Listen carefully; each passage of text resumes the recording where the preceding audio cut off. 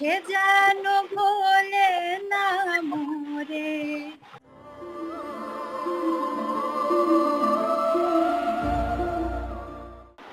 আমি একটু এর মধ্যে ইন্টারাপ্ট করতে চাই, কারণ একটা অনেক দর্শক তো অনেক প্রশ্ন করছে, কিন্তু একটা প্রশ্ন আসলে না নিয়ে পারছি না, এবং আমাদের সাথে আসলে লাইভে যুক্ত হচ্ছে একজন, তো আমরা একটু দেখে নিব। এবং তিনি স্পেশালি সৌম্য সরকারের কাছে একটা প্রশ্ন করার জন্য অনুরোধ করেছে, তো আমরা একটু দেখে নিব যে আসলে আমাদের সাথে স্ক্রিনে এখন কে আছে।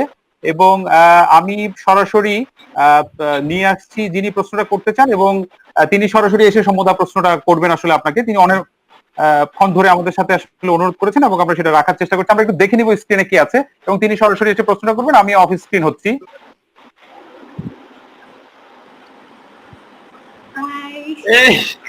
তুমি আসলা কই তুমি? সারপ্রাইজ। এখন কোয়েশ্চেনটা হলো, এখানে আসতে পারতা। হ্যাঁ, কোয়েশ্চেনটা হলো গিয়ে যে এখন তো আমরা সকলেই চাইবো যে করোনা যেভাবে আমাদের বিশ্বকে এভাবে ঘিরে ধরছে, এটা থেকে আমরা যেন সকলেই মুক্ত হতে পারি। কিন্তু তারপরেও এই যে করোনার কারণে হলেও দুঃখজনক কারণ হলো যে আপনি আমাকে এতটা সময় দিতে পারতেছেন না, ফ্যামিলির সকলকে, মাকে, বাবুকে, each and everyone you are giving so much time. এটা কি অব্যাহত রাখা যায়, এটা কি কন্টিনিউয়াস রাখা যায় somehow? কেন তুমি কি চাচ্ছ করোনা এভাবে কন্টিনিউ হোক? না, অবশ্যই না।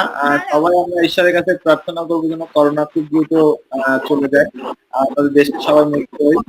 কিন্তু না, আমি সবসময় তোমাকে চেষ্টা করবো, যখন আমি খেলা থাকবে না, তোমার সাথে সময় দেওয়ার জন্য এবং তোমাকে সময় দেওয়ার জন্য। বাকি সময়টা ফ্যামিলি তোমাকে আছে। ক্রিকেট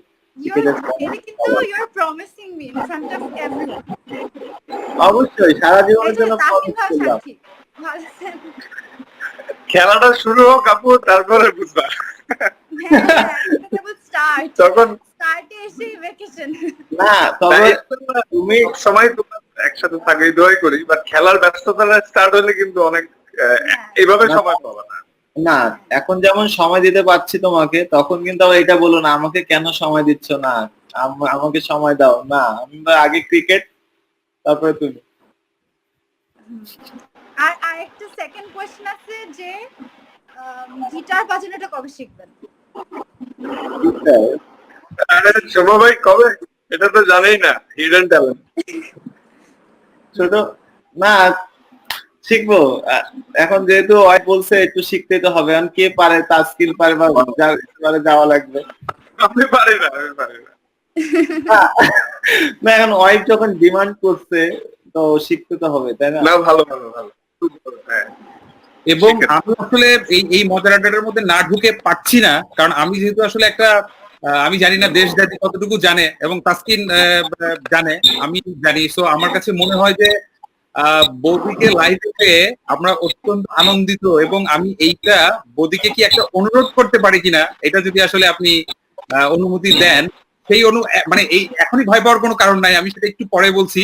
কিন্তু তার আগে আমি একটা জিনিস চাই জানতে, যে যেহেতু আসলে বৌদিকে পেলাম, বৌদি সৌম্যদার কোন কোন জিনিসটা আপনি পছন্দ করেন না, এবং নিঃসংকোচে এই বেনিফিটটা নিতে পারেন, কারণ এই সুযোগটা হয়তো আর পাবেন না, কারণ পুরো দেশ জাতি এখন দেখছে।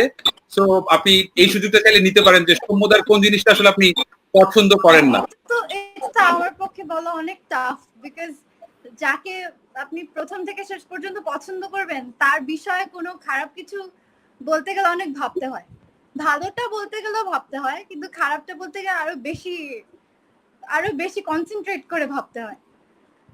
বা আমি তো ভাবলাম যে একটা ঝগড়া লাগিয়ে দিব, সেটা সুযোগটা আসলে পেলাম না। সবই বুঝছেন, মানে সব কিছুই পছন্দ করে না মনে হচ্ছে এখন, মানে এত ভাবতে হচ্ছে, এত কনসেন্ট্রেট। এটা খুব ভালো হয়েছে। আচ্ছা বৌদি, তাহলে বলেন যে সৌম্যদার কি পছন্দ করেন, সেটা কি বলা যাবে? কি বেশি পছন্দ করেন, কোন জিনিসটা, বা কোন কারণে আসলে সৌম্যদাকে আসলে? সবকিছুই পছন্দ, তার মধ্যে মানে বিয়ের পরে যেটা, আগে তো আমাদের মানে আগে তো he used to love me, he still loves me, but আগে তো অন্য পার্সপেক্টিভে ভাবতাম বা দেখতাম ওনাকে। এখন যখন ওয়াইফ হয়ে গেলাম বা উনি আমার হাজবেন্ড হয়ে গেল, তখন তারপর থেকে ছোট ছোট বিষয়গুলোকে উনি ভীষণ মনোযোগ সহকারে দেখে আর চেষ্টা করে to improve himself as a husband. মানে একটা ক্রিকেটার হিসেবে তো অবশ্যই is a very good person, is a very good sports person, কিন্তু হাজবেন্ড হিসেবেও বলাটা মানে বাহুল্য যে হ্যাঁ he is trying his best to be at his service as a husband. চমৎকার। আমি লাস্ট আর একটা যেমন অনুরোধ আমাকে করবো। আগের দিন উনি ইউটিউব দেখে দেখে আমাকে একটা এগ চিকেন পরাঠা রোল বানায় খাওয়ালো। লবণ ছিল বাট ইট ওয়াজ ওকে। বাহ, জোর জোর। তাসকিন, নিশ্চয়ই পরিস্থিতি ঠান্ডা হলে আমি, চিস্তি ভাই, আরিফ ভাই সবাই মিলে নিশ্চয়ই আমরা সৌম্যর এইটার সুযোগ পাবো নিশ্চয়ই। আসলে এটা লাইভে এটা আমাদের আসানো হয়েছে, বুঝছেন? এটা ফাঁসানো হয়েছে যে অন্য মানুষ আমাদের খেতে চাবে এখন জীবনে প্রথমে। সবাই মিলে আসলে এটা করবো আর কি। কিন্তু আমি আসলে এই লাইভে পেয়ে এবং স্পেশালি দিদিকে পেয়ে আসলে এই অনুরোধটা করতে চাই। আমি জানি যে এটা অনুরোধে আসলে ঢেকে ফেলা হবে কিনা। দিদি, আমরা আসলে আপনার গানের অদ্ভুত সুন্দর গলা সে ব্যাপারে জানতে পেরেছি। তো আমরা জানি কোনো রকমের আয়োজন নাই, কোনো রকমের কোনো কিছু নাই, কিন্তু এই মন খারাপের দিনে আমরা কি একটু দু লাইন মানে খালি গলায় আপনার গান শুনে আসতে পারে কিনা, একটু আপনি কি বিবেচনা করে দেখবেন বিষয়টা? কি বলেন আপনি? হোয়াট ডু ইউ সে? আমি বলছি যে কমেন্টস আসছে কিনা। খালি গলায় দু লাইন যদি দেন, মানে অনেকে অনুরোধ করছে, তো সেই অনুরোধটা আসলে আমি আসলে ফরওয়ার্ড করছি আর কি। এরপর আর কোনো অনুরোধ করবো না, প্রমিস। আচ্ছা ঠিক আছে।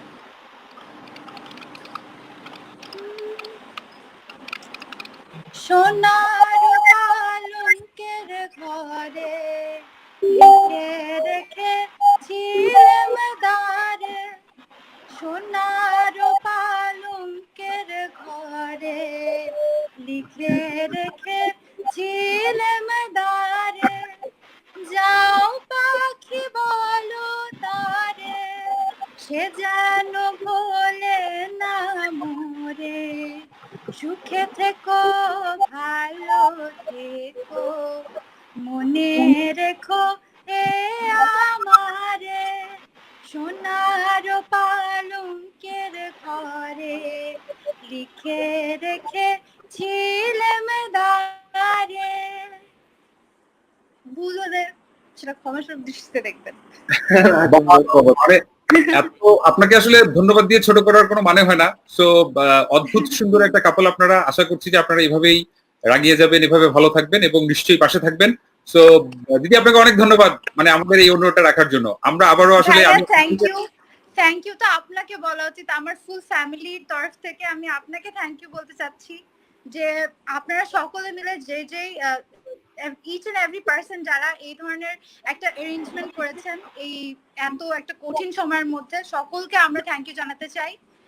যে আসলে এইভাবে কয়েকজন ভলেন্টারি ভাবে যদি মানে এগিয়ে না আসে তাহলে আমরা আসলে অনেক অনেক পিছিয়ে পড়তাম। So thank you each and everyone, আর স্পেশালি যারা যারা এই ধরনের কাজের সাথে যুক্ত হচ্ছেন, যেমন ধরেন এই যে সেলিব্রিটিস গুলা বা আপনার যারা যারা নিজেদের পছন্দের জিনিসগুলো এইভাবে অকশনে দিয়ে এইভাবে মানুষের সেবার জন্য কাজ করছেন, তাদের সকলকে ধন্যবাদ জানাই।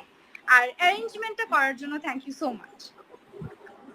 থ্যাংক ইউ, আপনাকে অনেক অনেক ধন্যবাদ। আমার মনে হয় যে চিস্তি ভাই, আরিফ ভাই, একটা আমি আসলে ধন্যবাদ জানাচ্ছি।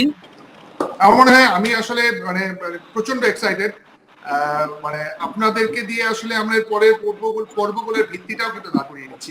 আপনাদেরকে শোকেস করে আমরা মানুষকে দেখাতে পারছি দেখেন ওরা এগিয়ে আসছে, আরো আপনারা এগিয়ে আসুন। এই জন্য আমরা প্রচুর রেসপন্স পাচ্ছি। আমাদের জন্য আপনারা দুজন দোয়া করবেন। Thank you. আপনাদের এই বৃহৎ মন মানসিকতার কারণেই দেখা যাবে এই একটা প্ল্যাটফর্ম প্রচুর মানুষের ইয়ে পাবে। আমরা টাকাটা এভাবে না দেখি, টাকাটা দেখি যে এই টাকাটা দিয়ে কয়জন মানুষ, কয়জন মধ্যবিত্ত পরিবারের মানুষ যারা হাত পাততে পারছে না তারা কয় মাসের খাবার পাচ্ছে। এইভাবে যদি চিন্তা করি না, রাতে ঘুমটাও ভালো হয়। তাসকিন, সৌম্য, আপনাদের দুজনকে অনেক ধন্যবাদ, আমাদের ফ্যামিলিকে ধন্যবাদ, আপনাদের আব্বা আম্মাকে ধন্যবাদ, সবাইকে ধন্যবাদ। আসলে শিওর আপনারা ব্রড মাইন্ডের মানুষ না হলে এইভাবে এগিয়ে আসতেন না। আমাদের জন্য দোয়া করবেন। যদি লাস্ট ওয়ার্ড কিছু বলা থাকে বাংলাদেশের ইউথের উদ্দেশ্যে। না, অ্যাকচুয়ালি আমার এই জিনিসটা আসার পিছনে অন্য একটা জিনিসও আছে, যে হইতে পারে যে আমার কিছু ফ্যান আছে বা আমার কেউ ওয়েল উইশার আছে, আমাকে দেখে যদি আরেকটা মানুষ এভাবে এগিয়ে আসে তাহলে আরো কিছু মানুষের জন্য হেল্প হবে বা তারা একটু হাসতে পারবে সেই কিছু খাবার খেয়ে বা কিছু সাহায্য পেয়ে। তো এইটাই আমার মেন উদ্দেশ্য ছিল, যে আমার দেখে যদি আরেকটা মানুষ আসে তাহলে এরকম ভাবে যদি আরো 10 জন আসে তাহলে অনেক অনেক জিনিসটা অনেক বড় হয়ে যাবে এবং অনেকগুলা মানুষ ভালোভাবে থাকতে পারবে এবং খেতে পারবে। এটাই। আর সবাই সবার জন্য আশীর্বাদ ও দোয়া করবেন যেন দেশের সব মানুষ সুস্থ থাকে এবং দেশটা খুব দ্রুতই মানে সুস্থ হয়ে যাক। আর সবাই যেন আমরা আবার নরমাল ভাবে দেশে ঘুরে বেড়াতে পারি এবং আমরা যার যার জবে যেতে পারি, ফ্যামিলিকে সময় দিতে পারি এবং আমরা অ্যাজ এ প্লেয়ার যত দ্রুত সম্ভব যেন আমরা মাঠে ফিরতে পারি। থ্যাংক ইউ, সবাই আমাদের জন্য এবং আশীর্বাদ করবেন। আপনারা প্লিজ ফিট থাকবেন। আপনাদেরকে দরকার, বাংলাদেশ যখন ওয়ার্ল্ড যখন ঠিক হবে আমরা চাই আপনারা আবার পুরো উদ্যমে এগিয়ে আসেন।